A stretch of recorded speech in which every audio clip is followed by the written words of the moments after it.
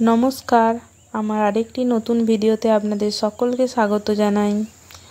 আজ দেখাবো দায়সারাভাবে আলুর তরকারি রান্না, তাও আবার প্রেসারে। টমেটো, পেঁয়াজ ও রসুন নিয়ে নিয়েছি, এগুলোকে কুচিয়ে নেব যতটা সহজে করা যায় আর কি, বাটার তো অত সময় নেই। এবার প্রেসারের মধ্যেই করে নেব।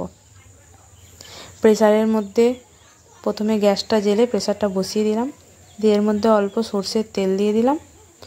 এর মধ্যে প্রথমে কালো জিরে ফোড়ন দিলাম, এবার একটা তেজপাতা, শুকনো লঙ্কা ও 3-4টে গোলমরিচ দিয়েছি আমি, আর একটা কাঁচা লঙ্কা দিয়েছি। দিয়ে অল্প একটু নেড়ে পেঁয়াজটা দিয়ে দিলাম। পেঁয়াজটা এবার গরম তেলের মধ্যে নাড়তে থাকলাম। যেই একটু অল্প লাল হয়ে আসবে এর মধ্যে রসুনটাও দিয়ে দেব।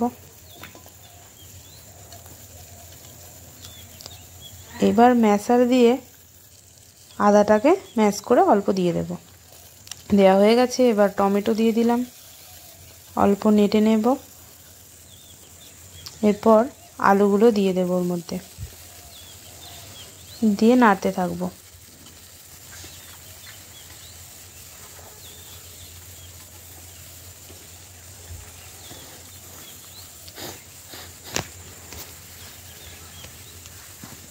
ব্যাস, এবার এর মধ্যে দিয়ে দেবো অল্প হলুদ গুঁড়ো, পরিমাণ মতো লঙ্কা গুঁড়ো। আমি যেহেতু শুকনো লঙ্কা, গোলমরিচ, কাঁচা লঙ্কা ইউজ করেছি, তাই অল্প লঙ্কার গুঁড়ো দিলাম।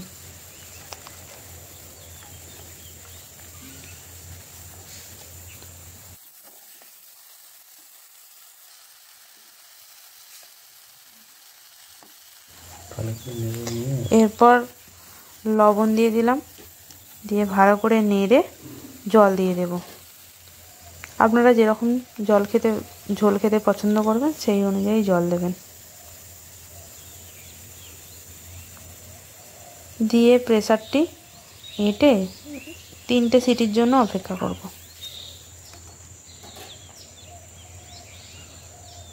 এবার গরম মশলাটা একটু রেডি করে নিই, দিয়ে ছাদ থেকে ধনেপাতাটা নিয়ে আসি। চলুন দেখুন লাউ গাছটা কত বড় হয়ে গেছে। ধনেপাতা নিয়ে চলে এসেছি। এদিকে প্রেসারে সিটি পড়ে গেছে, 10 মিনিট বাদে খুলে দেখলাম আলু সিদ্ধ হয়ে গেছে। এবার কয়েকটা আলু ম্যাশ করে নিয়ে আবার ওই তরকারির মধ্যে দিয়ে দেব।